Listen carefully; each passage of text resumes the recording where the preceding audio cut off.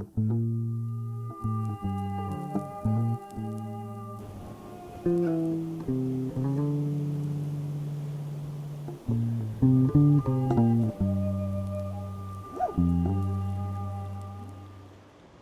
wind of change.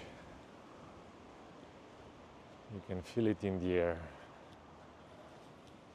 Something is changing. I am changing. You are changing. This whole planet is changing. And it's a good thing. I wanted to catch up with you guys and give a little bit of context, because I have the feeling how this whole channel started is like meeting someone in a certain context, maybe having a chat and seeing, oh, this is a nice person, I would like to continue this conversation. But if you meet him the next day and the next day and the next day, you might as well share the name, who you are, what's your story, you know, the thing that we people usually do when we connect with each other. So in order to clarify this, I wanted to share a little bit of my story.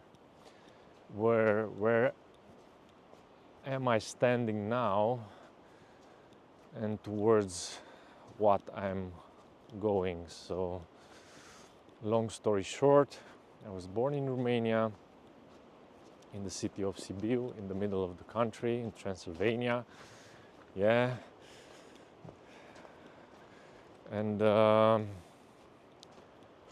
happy childhood, amazing parents. I love my parents. I love my sister. She's back in the States now. She has her family there. I learned a lot from her. I learned a lot from my family. They led by example. I was born just before communism fell in Romania, so I somehow experienced transition my whole life. In the educational system, like all my major breakthroughs in life were somehow because of this border. I always placed myself in the border where the transition happens. That's where I thrive, that's where I find my strength, and I enjoy bridging, creating bridges and creating connections. So as I grew up, I experienced a major event. My cousin died. I was really attached to him, and that was when I was 14, 15, I don't know, something like that. And that caused a major break in my psyche and in my soul, because I was raised by my grandmother, and she raised me in the faith, Orthodox faith. I used to go to church, and I enjoyed church. I enjoyed being there. I loved singing those beautiful hymns. And I just believed in God, and no question about it. God was real. But when this event happened, it was also in the middle of my transformation. When you go from a youngster to a young adult, it was that period where everything you start to question, to have the big questions of life, you know. So it came right then. It exploded everything. It exploded my mind, my soul, my life exploded, because that's when I decided, it was a conscious decision. I decided that God doesn't exist. I literally, I was so angry, I was so furious by the unjustness of that death that I couldn't accept it. And I decided that God is not real. How could God permit something like this happen? And that moment was decisive in my life, because from that point on, I went into my dark period. I made the transition towards university. I changed the city. I started experimenting with everything from free love to drugs to alcohol to everything. So I got absorbed in that life, and all these metaphysical questions that were somehow like a shadow in my mind, always questioning the existence of God, always unhappy with the state of the world, with the unhappiness and the suffering. I was suffering a lot. Some of it, if you look back, it was also self-inflicted, because I had no anchor. Oh my God, beauty again.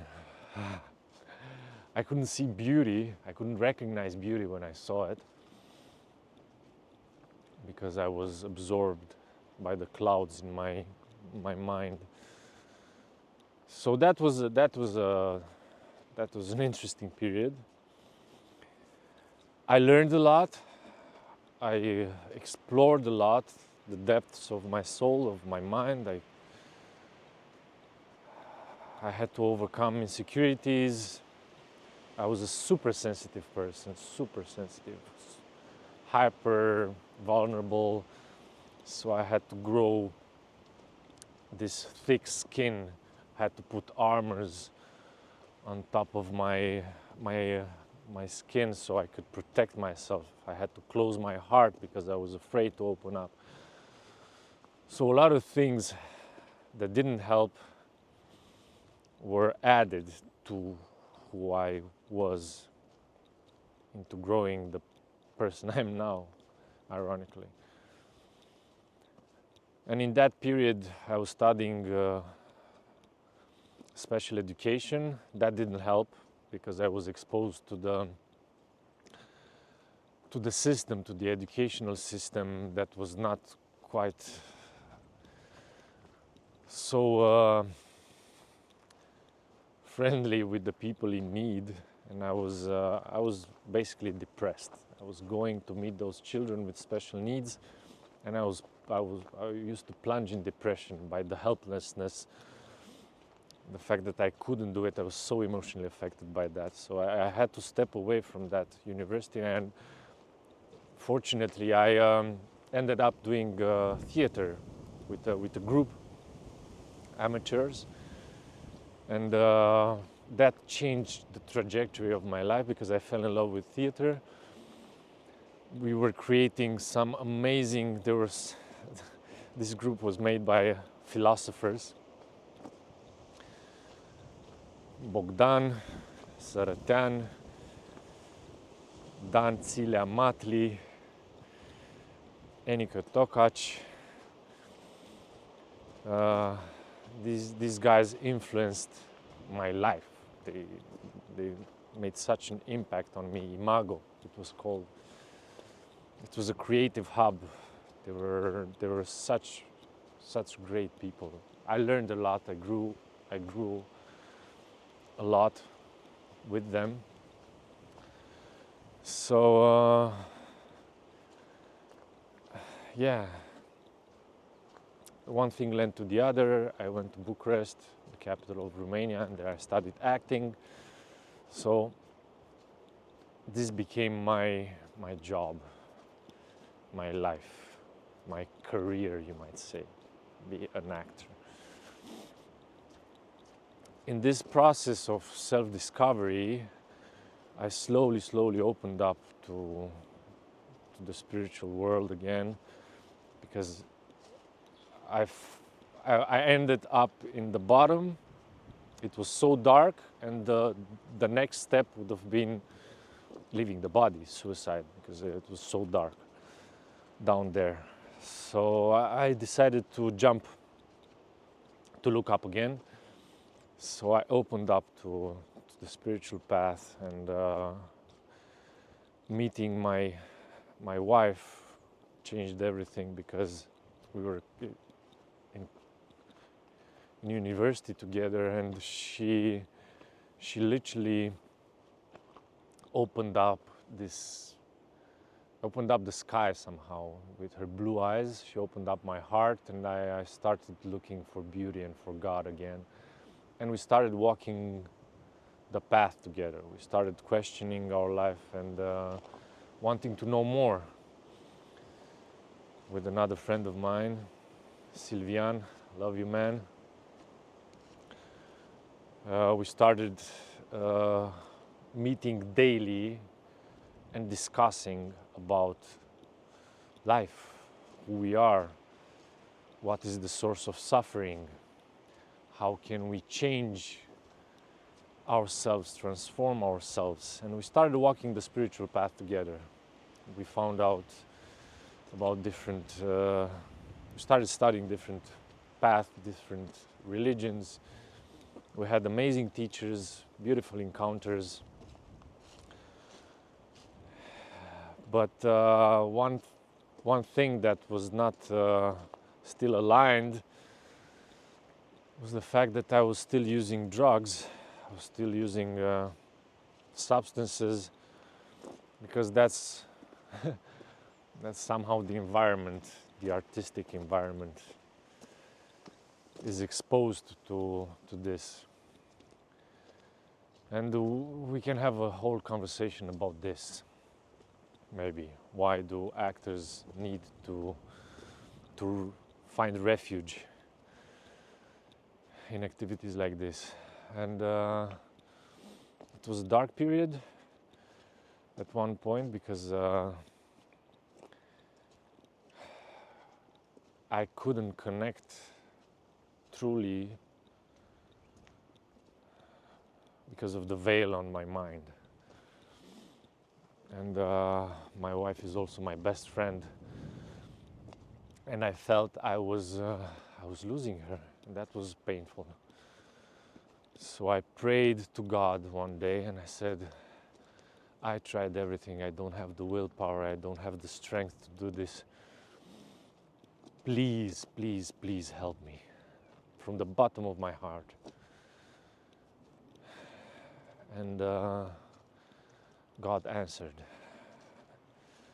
God answered in the form of my spiritual master, Guruji, how we love to call him, Paramahamsa Vishwananda. And it was a life-changing encounter. Maybe I will have to share this whole journey. But to keep it short, after meeting him, he showed me and he gave me the experience of unconditional love.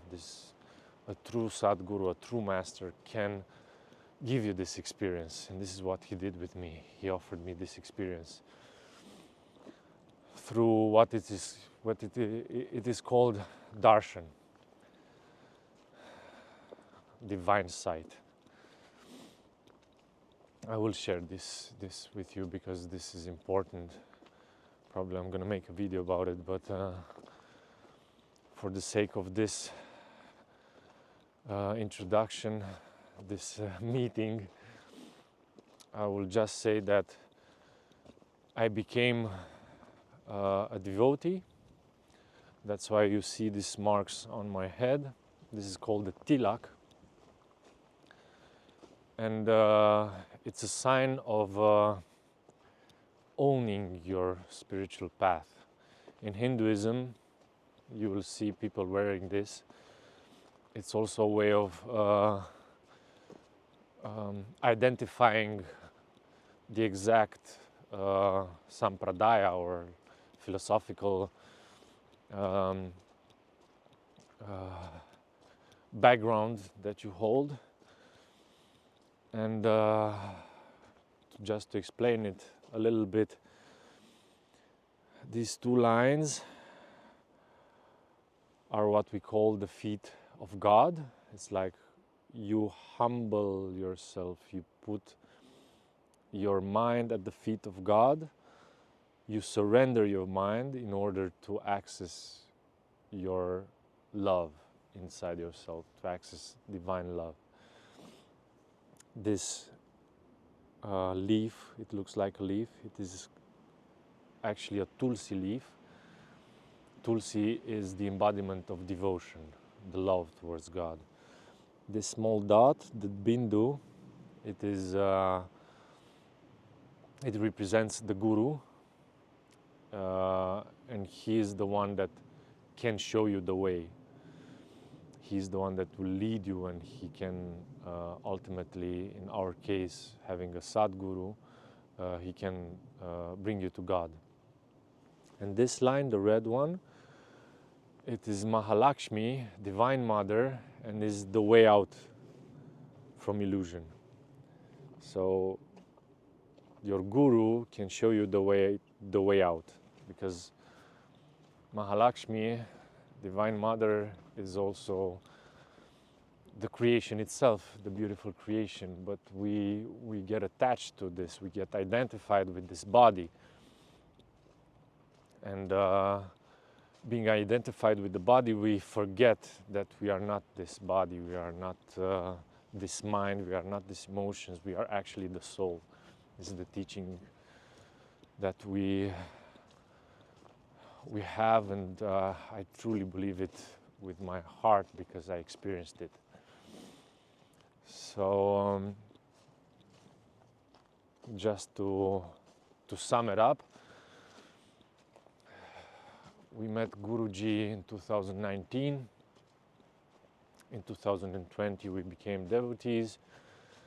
We went to India with him in a pilgrimage. That's where we had a performance. We played in front of devotees, a really simple and beautiful play we made with the Romanian Sangha. The Sangha is the group of people that get together. Every country has a Sangha. The devotees gather in a Sangha.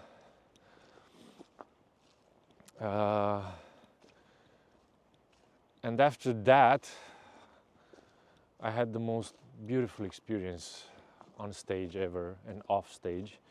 And I realized that I don't want anything else but to follow God and to reach Him, to get to know Him, to get to know myself. One thing led to the other. We moved from Bucharest back to Sibiu, where I was born, and where we are currently building a temple and an ashram there. I think it's going to be the first of its kind in Romania. Bhakti Marga Romania is building that. And last year, I think in April, September, we moved here in Germany next to the ashram. Sri Pita Nilaya it's called, the home of the Divine Mother. And that's what I feel we could go on this journey together. I would love to show you the community. I would love to show you the people that came here from all over the world. They are united by this love for God, this love for for life itself, and they all want to go on this journey. They all want to transform their lives, and the stories are, some of them are unbelievable. Even my story, if I'm gonna tell it fully, it might sound unbelievable, but it's something that we all went through. It's an experience, and this is the beauty of this path, which is called Bhakti Marga. Bhakti means devotion, Marga means path. So the path of devotion that we go, we walk it now under the guidance of our spiritual master. It's a path of experience.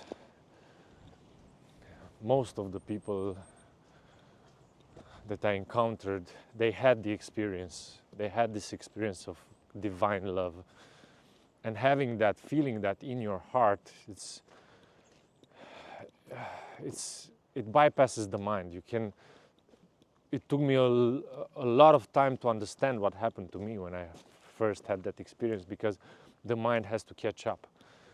It has no language to describe. You cannot put into words what you feel, and it's so powerful that it obliterates all the scaffolding that you put to create the character that you play every day. So yeah, this is somehow the transition now.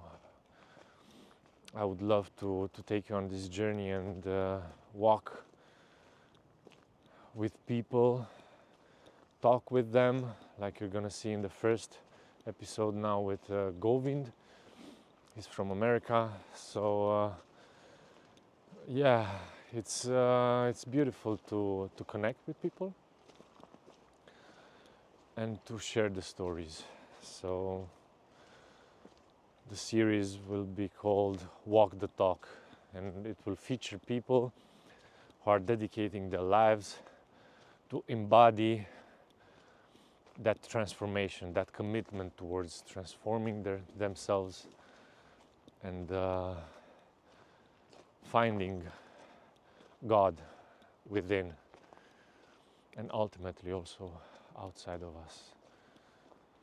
But like Guruji says, the greatest journey, it's only a couple of centimeters. It's from the heart to the mind. And that might look like a short distance, but when you start to walk it and you go deep inside,